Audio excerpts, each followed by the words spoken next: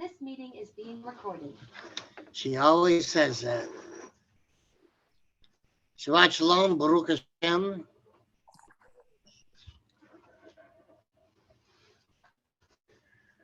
Today we got to cover a subject that's going to link us with what we've been covering with Ruach HaKodesh, with something else that we're going to have to segue to within a matter of weeks. Got to start mentioning it today. For most people that are leaving Christianity and coming to Torah observance, they're carrying with them everything that they've learned all of their life. For somebody coming into Torah observance in a Messianic way, they've got a lot of stuff that they've already learned that they're bringing with them. If somebody comes from wherever somebody's coming from, coming to Torah observance, okay, anointed one, they're coming into it with everything that they had before, everything they learned before, and however they've predisposed themselves with that to the sum total of their experiences. Okay? We're getting ready to leave the time of sorrows soon, and we're going to be headed headlong into Yaakov's troubles. Now, Michael, if you remember years ago, people used to ask me, when was all this going to start? And I used to tell them between 2018 and 2022. Well, it was in 2019 that in the pandemic we entered into the time of sorrows. The global economy took a nosedive. So we're looking for other changes in the global economy coming up. Why is this important to us?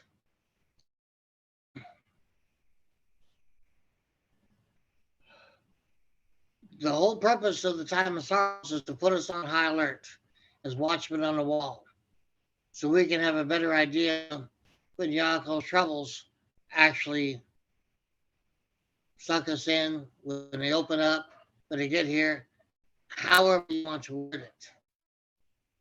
Okay? Now,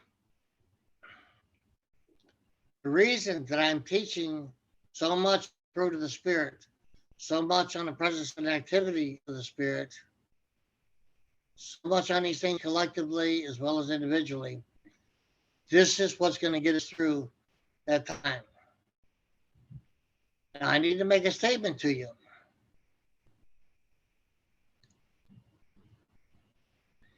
And I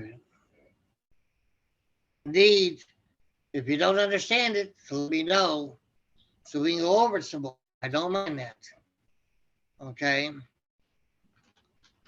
But as things go on, and I have to kind of misquote Rob Shaul on this, to live is to be with Yeshua, to die is to be with Yeshua. Okay? Whether present with the body or absent from the body, it is still in the same direction. We don't know what is before us through the time of Yaakov's troubles. But we do know that in the end of it, we will be with the Master.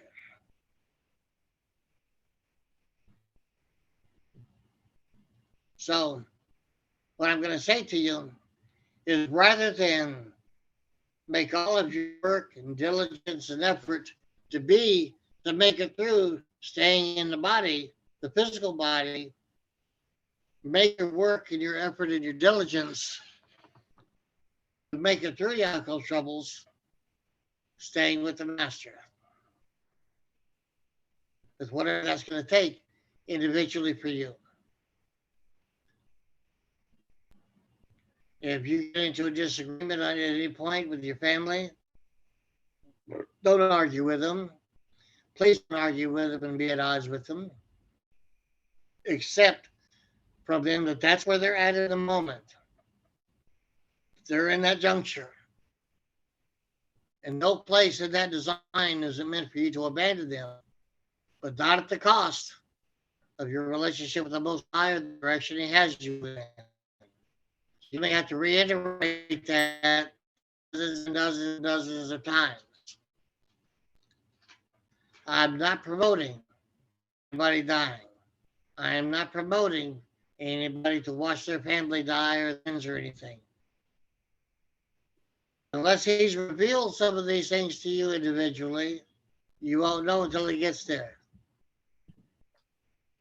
See, Miss Marie really takes care of John. That's wonderful to see. Yeah. She made sure I was properly attired. She watches. He's a saint. What's up with me? That's not always easy. I would agree with that.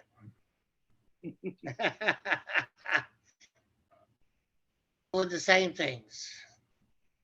Now, Michael, because you are the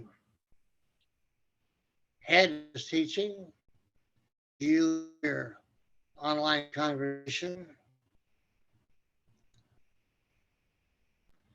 and the three of you, or the four of you, and you can ask John if he wants to be a part of that.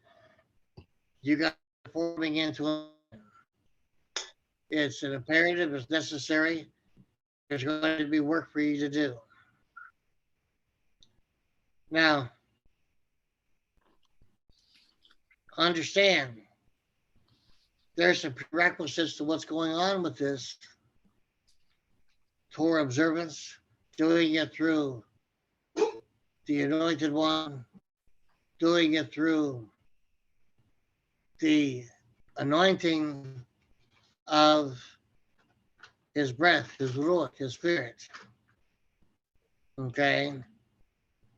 Now, Michael, if that spirit is upon you, you clearly become an anointed one.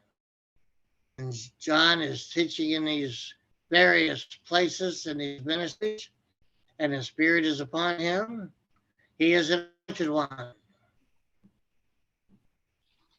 I ask the Most High for more and more of His anointing all of the time. Amen. And yet I have no desire to be the anointed one. Those shoulders are much broader than mine, and I don't have the insight. Don't have that relationship with the Father. So I'm very grateful and very happy that I don't have all that to bear. So I am in extreme awe and gratitude for the Anointed One, the right-handed power, being who He is with the Most High, to an extreme. Now, we need, to an extreme, we need inexhaustibly more and more of His Spirit, more and more of His fruits of His Spirit, more and more of their growth within, more and more of what they do for us. There's no evidence that we can be overdosed on any of this.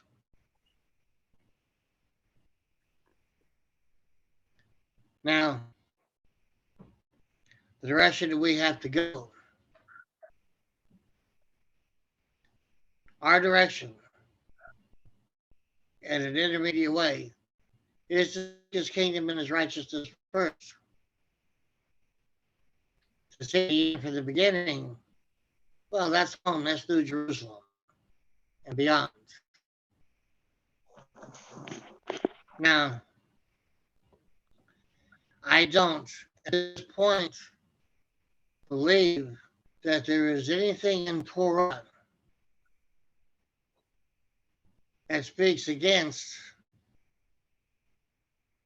Him leading us and guiding us from one moment to another, from one generation to another, from one community to another, to get us home.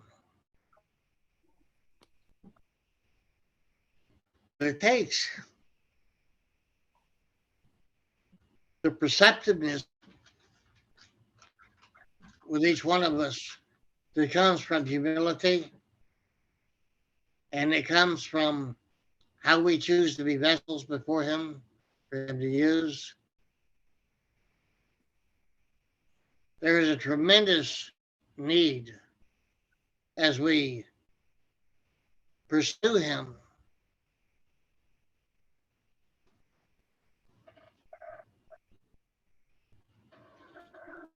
for us to make ourselves available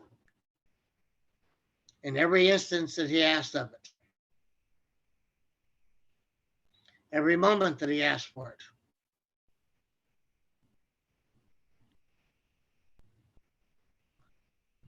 Sometimes I teach one person, sometimes I don't teach anybody when I'm talking. Sometimes 500, 3,000, could be more. The amount of people don't make any difference at all. Please don't consider that. What counts is what He wants to teach and the moment He has them teach it, so that those that He has in attendance to listen and learn can make the right decision in the moment that He provides it. So whether we do it one-on-one or any other ratio, it's Him. It's always Him. It can't be any other way. So whether it's Jacob's troubles or the kingdom or anything else, there is not a place with Him that we can be, spiritually or physically, where we can find it any other way. We always have to be pointed in the same direction. We always have to be seeking the same aim.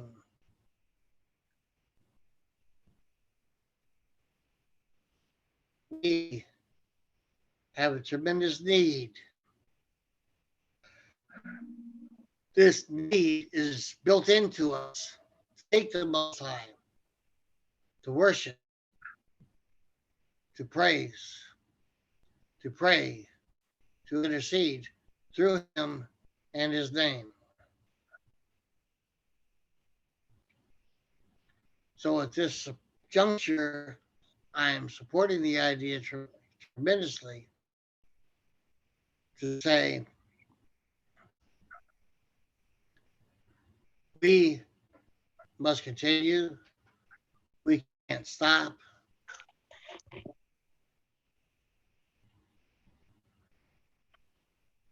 Unless He stops us.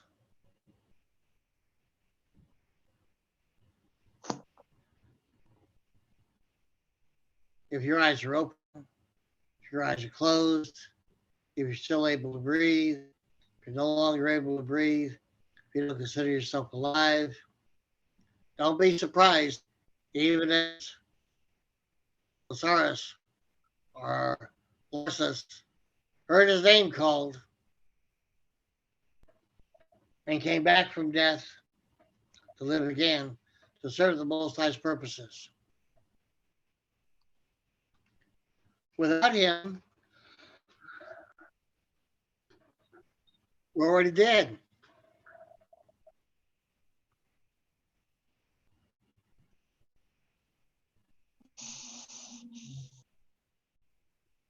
Without the fruits of the Spirit, we can never attain to complete Torah observance.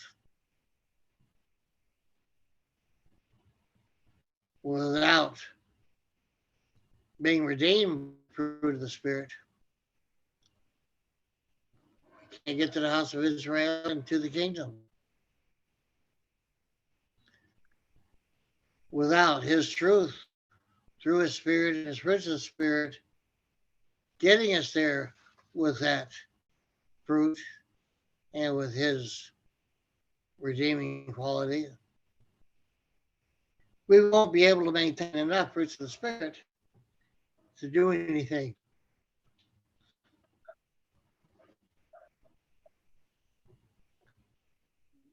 I've chosen to accept for the Most High what He would have for me. Which is why I started writing the book, which is why I started teaching this way.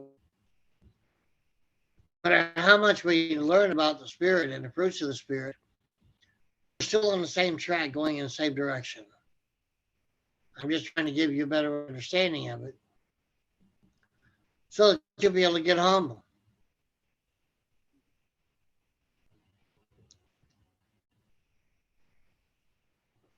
We have something tremendous with the Most High.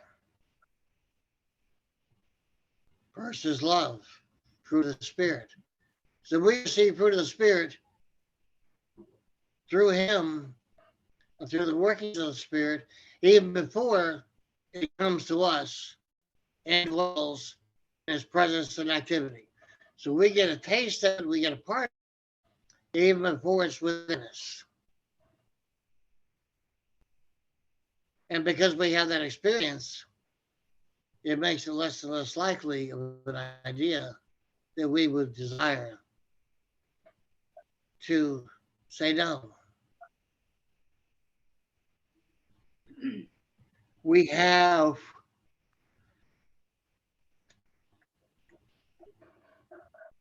a precedence in our life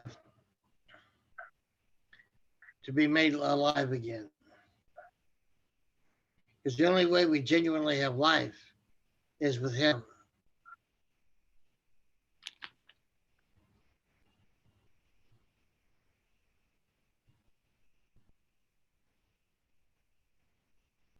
Do we have any questions thus far?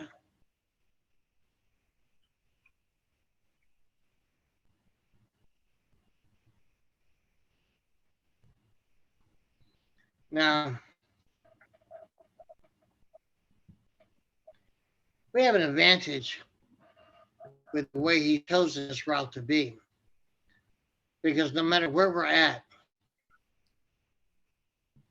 the more fruit of the Spirit we get, the more it's going to make changes in us.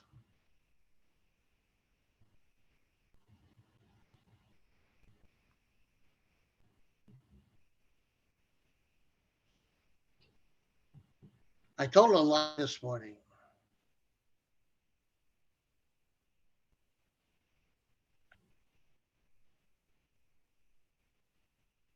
And the Most High corrected me on it.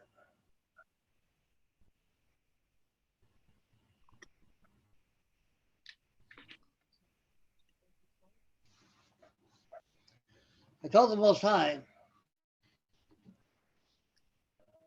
something this morning. He immediately corrected me. And if I could say there was immediacy even within His immediacy, even though the repetition sounds as a pun, that's how it felt in the moment.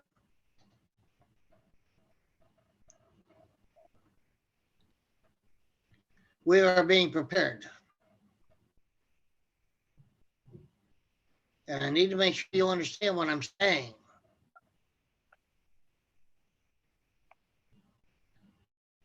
I'm not a gloom and doom teacher. I never teach that way. But for all the perils, all the difficulties, all the stumbles, all the opposition, all the aggression, everything that we go through in our daily lives that amount to our whole life experience, we're traveling dual roads at the same time. On the first road, we're traveling through fruit of the Spirit and the presence and activity of the Spirit that's on command from the anointed salvation from the Father.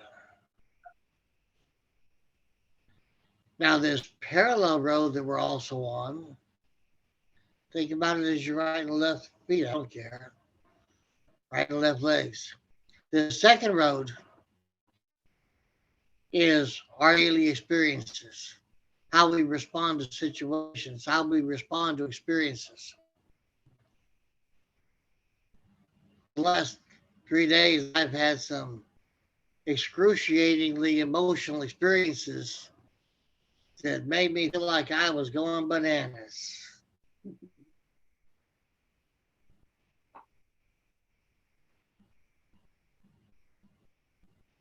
Had a vehicle towed. Had to pay the storage costs on it. To pay an additional record charge for it to be brought back where I needed it to be from that storage yard. All total, I had to go through almost $700. That was not expected to come out of the budget. So between pulling my hair out, making all kinds of noises and grunts and growls that made me feel like I was a part of a group of uniformed men again. Okay. I hold on just a moment.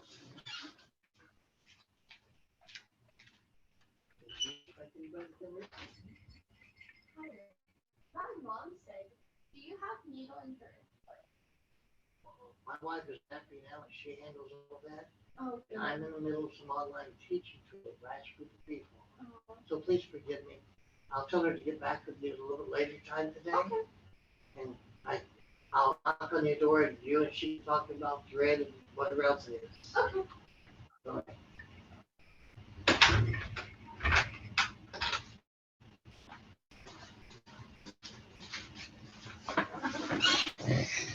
And I just got a good demonstration of loving your neighbor because you love yourself.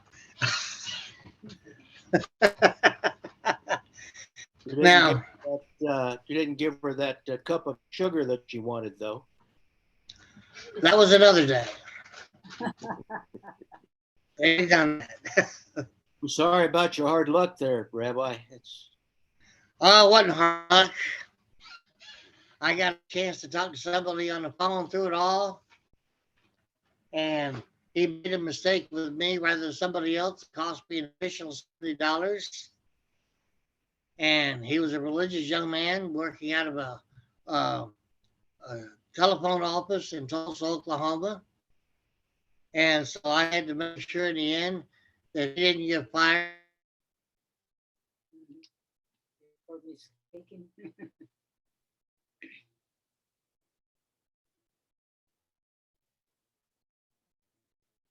Oh, you froze up again, Rabbi.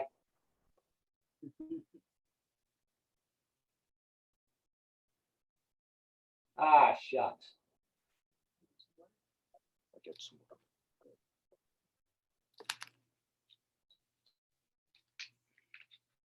To us because of the This meeting is being recorded. fruit of the spirit, because of the spirit, the ruach. Okay. Now we're at a double and triple juncture because we live day by day, moment by moment, by virtue of the breath that we breathe. That breath is His. It animates us to life. It gives us the ability to think, to be cognizant. Okay. And so there's several things going on at the same time. Everything in our life is preparing us to be with Yeshua in that 1,000-year Shabbat, to rule, to govern, to judge beyond Torah. Now, it is His imperative that we learn enough about Torah in our Torah observance. We learn enough about Torah through fellowshipping and fruit of the Spirit and loving one another and bearing one another's burdens, being our brother's keeper, sharing in the things that we go through. I had several people come through with finances so that it didn't put such a dent in the budget to where we would be experiencing a hardship. It was just something that we had to go through. What I'm saying to you, every day there's something that comes up. Depending on how we respond to it, what part of Torah we respond, what part of the fruits of the Spirit we respond with that enables us to respond. He is preparing us for that 1,000-year Shabbat. He is preparing us to be with Him a little bit closer. And whatever body it is, whatever way it works out for us as that spirit being, okay, he's preparing us for what has been revealed yet, for what we're going to experience. Everything right now is a preparation for that 1,000-year Shabbat. And that 1,000-year Shabbat is going to prepare us to stand before the throne, our name in that book of life. So you need to know there's a lot more going on here than this segment of life that we've been gifted. Okay? I don't know what you've been taught previously in the past, but what I'm telling you comes right out of scriptures. You could not have the writing of Revelation if there was nothing past our physical death. There would be no point of Revelation. There would be no point of the prophets. Because if there was nothing past physical death, there'd be no Jerusalem. There'd be no 1,000-year Shabbat. We would not experience any of it. We wouldn't experience the white throne, the book of life. This was all it was. And because of the way everything is written, we have a meager understanding of what goes on after this life. But we try to understand it based on our experiences of this life, which makes it predominantly impossible to really have a good idea of everything that's going to be after this life. We have fragments, we have passages, but we don't have 10,000 pages devoted to how that's going to be. We don't have an instruction manual for the 1,000-year Shabbat, except they're going to be ruled by the anointed one with a rod of iron. That rod of iron is Torah without a lot of mercy. Now, I need you to understand that everything in this life is meant to prepare us for that 1,000-year Shabbat. The sum total of the two, with Yeshua judging, is what's going to get us to the throne with our name in the book of life. See, we don't know when our name is put in that book of life. We don't know what precedence is set up for our name to be put there. We don't know at what point of our growth in him where he puts our name there.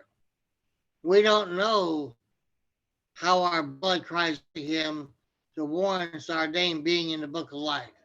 We don't know about the shed blood and how it cries out for us or intercedes for us from one person or another.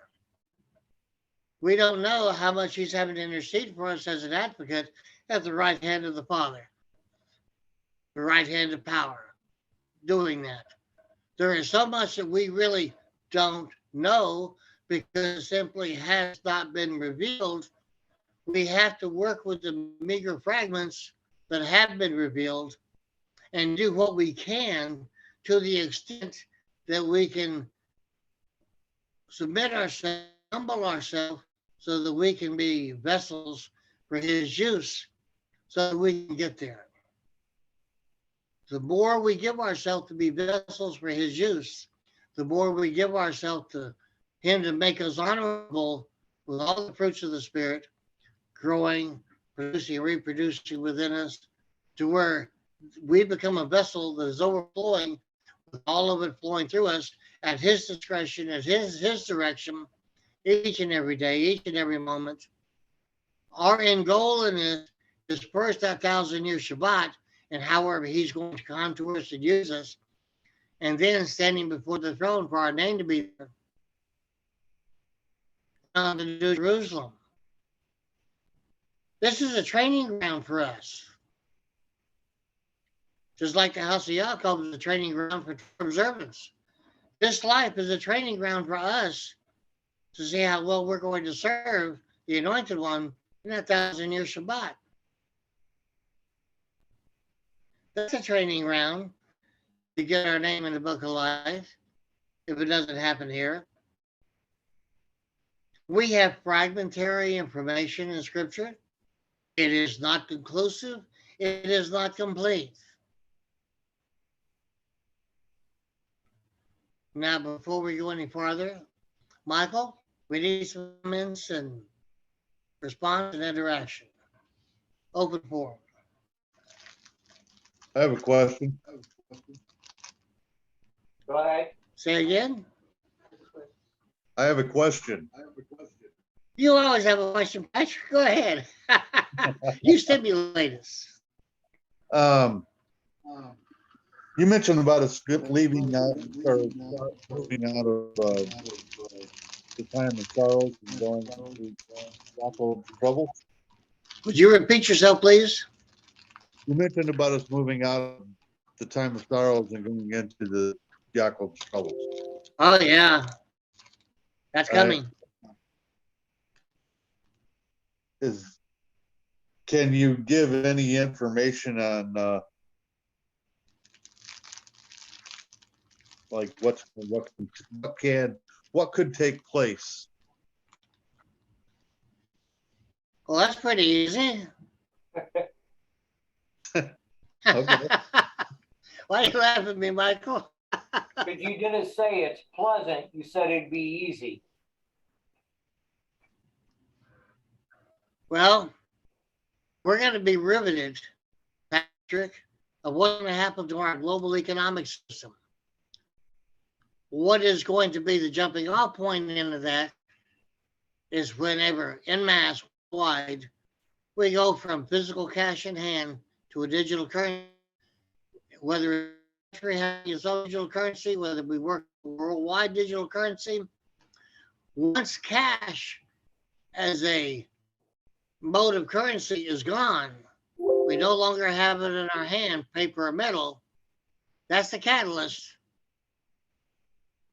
event that takes us into Yaakov's troubles. Well, our country has already started. It has to be a worldwide event. Regardless of the nature of it, it has to be a worldwide event. Okay.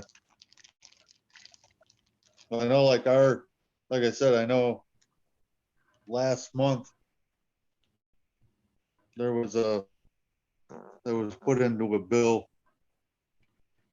about making, it was called Section 4, and it was about making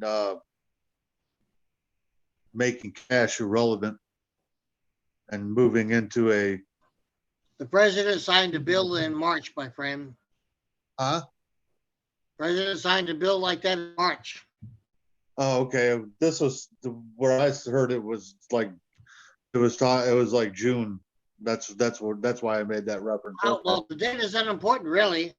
Right. Okay, March, June, May. I'm okay with it all. Yeah.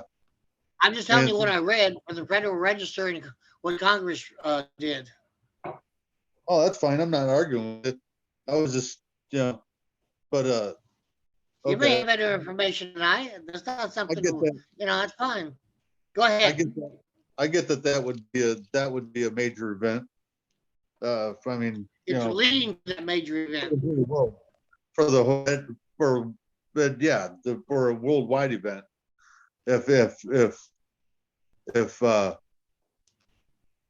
Well, I mean, if you look at the fact that what the dollar's traded for oil, and if you dropped off if you took the dollar away from being used because it's no longer a currency, then that would be a major event. It'll still be a currency. It'll just be digital. Well, yeah, but I mean, Canada are the digital currency.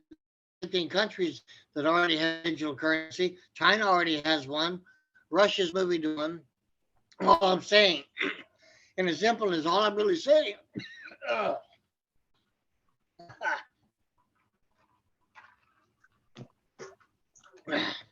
makes me where I'm at.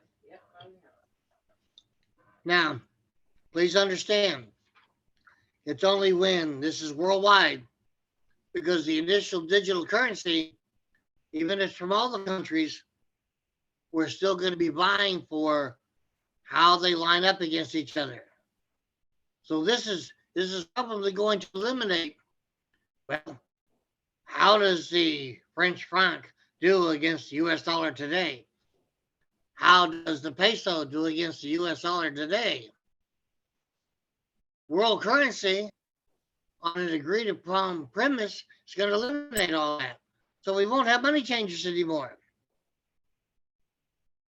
So the Rothschilds, for one, are going to have a new line of business. Okay? They're already segueing through that because they control the central banks. What I'm really getting at here is not so much all the different facets of things, but the end result. Once our worldwide economy is based off of digital currency, that's what we're looking at.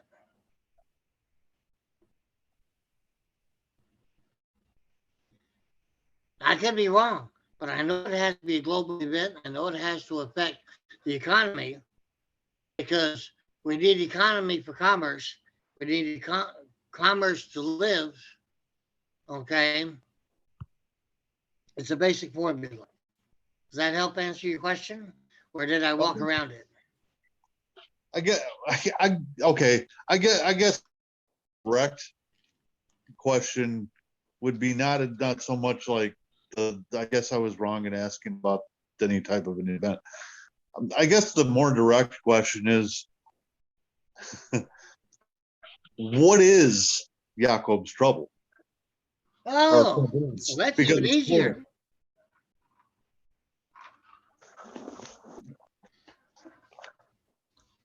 It's okay, Michael, that I answered this question. Oh, of course. I Oh, don't think you'd have a problem with it. great. Okay, go ahead. Great.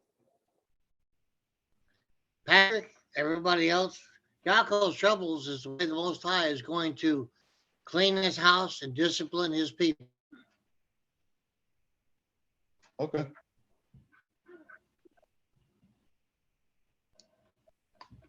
Now, what people don't realize is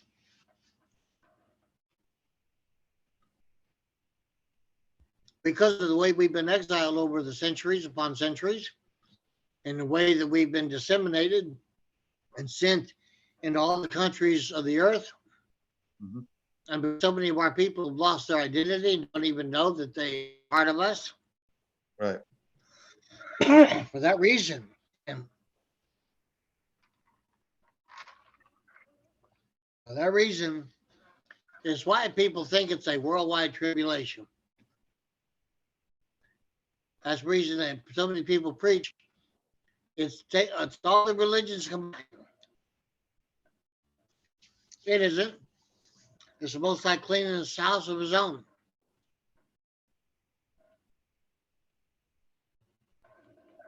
Before it's over,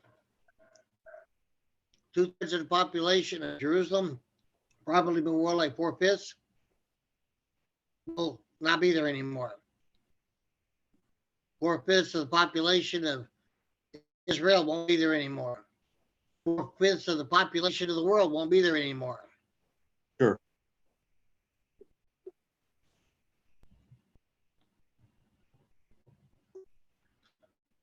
From the event of going into Yaakov's as it begins, count out 8 years. 8 Jewish years. Say that again. Once Yaakov's troubles begin, count out 8 Jewish years. We're not working off the Gregorian calendar. And right now, there are less than 100 worldwide that know the calculations for how all this works. So if you want to know the calculations, if I can find them in their notes, I've already given them to my students. I'll let her do all that with you if she's fine to.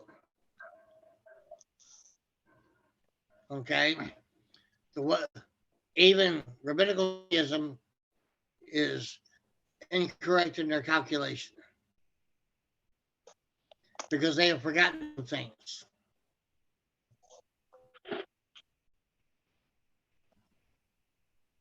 Thankfully, there are probably about 50 Kohanim that have maintained the correct way to do the calculations over the centuries in their families, and they've shared it with the rest of us Kohanim over the past 30 years.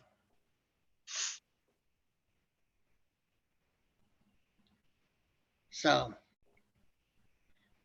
I don't know how well that might answer your question, Patrick, but as a long time ago, that's the skinny. Okay.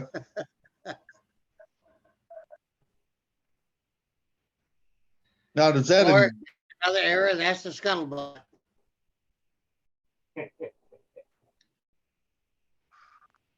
So what's your question?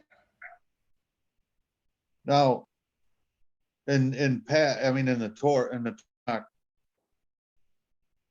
it speaks of exiles going into captivity.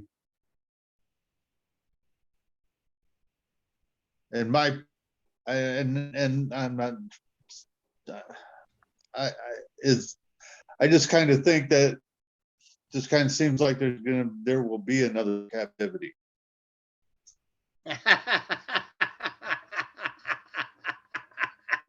Because that's been the process. That's been the process for the whole, that's just like always been a carryover. Is that, there's a you get exiled, then you get put into captivity. What to say they're going to do to people who don't take the mark or the name or the number? They'll behead you. They'll be You don't- what? If you don't take it, they get beheaded. Wow, that sounds rather final. Sure. It's going to be hard to appeal to a higher court. Well, yeah, it'd be hard to do without your head. However, you're really not catching on to what you just said. Okay. All right. The world, it says, will behead us. Right. If we genuinely belong to the Anointed One, Right. is that possible? Only if it was allowed. You're not hearing me. Okay. It's taught all through the letters that make the New Testament, the Brit Hadashah, that Yeshua is the head and we are Body. the body. Right. Now, Oh. if they do decapitate us, have they beheaded us? No. This is true. Is it true that they can't behead us? Or what do you reference? I mean, so you're saying, well, they can't decapitate, they can't take the head off. If we're the body, they take the head off. I'm making an extraneous point here. Okay. Okay. This whole thing is to destroy belief in what? It's good. Not Yeshua, the Anointed One. Well, it's to destroy our belief in the Most High and Yes. a Creator. Yes. Yeah, Yes. absolutely. Which takes us a segue to where it says, if the time was not shortened, even the very elite would. Would be right. They would have killed. They'd kill everybody. So, in spite of it saying that everybody who does not take the mark or the name of the number will be killed, Right. it still says if the time wasn't shortened, even the very elect would be, would be killed. right, So who are the very elect? chosen. No. Well, you're right, but not in the sense you're thinking. There's a word that everybody likes to bandy around a lot. The remnant. Oh, yeah, right. And what's the Hebrew definition for the remnant? Oh, gosh. I Oh, gosh, you got me again. can't recall. Get apart. Holy. The definition is those who escape. Right, there you go, thank you. Okay. So that's going to be his choice, and who he has chosen as the remnant. So your virgin and chosen was entirely wrong. It's just we had to take it a little bit farther. Right, It says remnant. Remnant by definition is those who escape. His choice of who's chosen to be a part of that remnant. right. So if you're Either way. assigned, if you're Go assigned ahead. to, if you're assigned to stand, quote unquote, stand for the Most High and say, no, I'm not doing this, then that's what you've been assigned to do. But you could be assigned to be part of the remnant. But Well, it's I'll tell you what. that's his designate, but that's the designation that's on him that to give, right? Consider what I'm going to say to you, Patrick. Okay. Just because a person has been chosen to be a part of the remnant, those who escape, don't think for a moment that's going to be an easy weekend. Oh, I'm not saying it is. I'm not saying it is So- because I personally myself, and this is just my, I totally leave it up to him to whether he wants to change that or not. I personally believe I'll be one of the ones that's going to be that's going to have to stand and say, no, I'm not doing this. This is who I believe. That's just my belief. I don't know why I think that, but I do think that. Well, it's a pretty obvious a lot of people be there. I would agree with you. But I'll make a deal with you, Patrick. Okay. For this journey, if you like, I'll trade shoes with you. Hughes?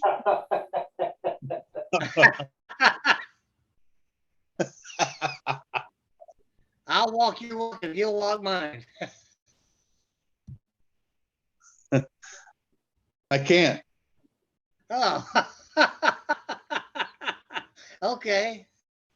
I can't. I'm not. I don't have the lineage tree. I haven't been chosen for the If position. you like, that I'll trade you that too.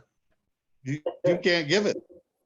It's not yours to give.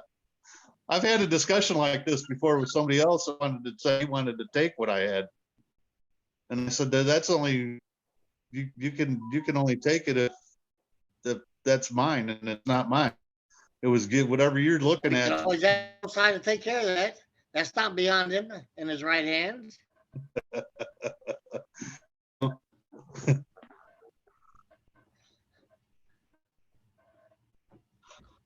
If he can shape a universe or two, how's that going to be difficult for him? Oh yeah, he can do what he wants to. There ain't no doubt in my mind. Nonetheless, it was just meant for a moment's gesture. Right? Did I answer your question? Yeah, you did. Thank you. Of course. It's imperative that everybody knows and accepts that everything in this life is meant to get us through the house of Yaakov, through the house of Israel, into the kingdom. Because that's where we're going to need to be prepared to serve Yeshua and rule and judge in that 1,000-year Shabbat.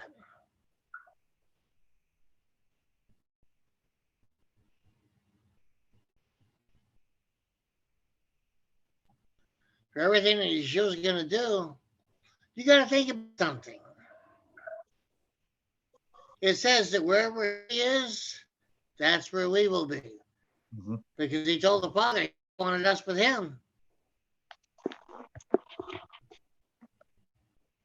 So that means everything he's going to be involved in, if we're with him, guess what? We're involved in it too, one way or the other. Mhm. Front row seats. And he's the judge, he's the ruler, he's the referee, he's the whole thing. Nobody's going to appeal what he does. Nobody's going to say, I disagree.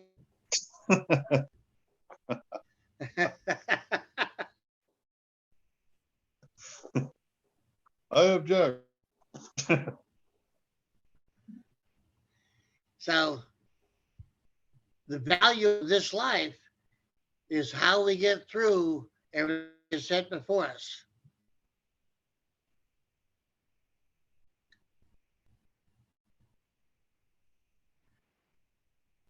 How we doing, Michael? I'm doing good. It's about that time for break. All right, sir. We'll see you in a little bit then. See everyone back in about an hour.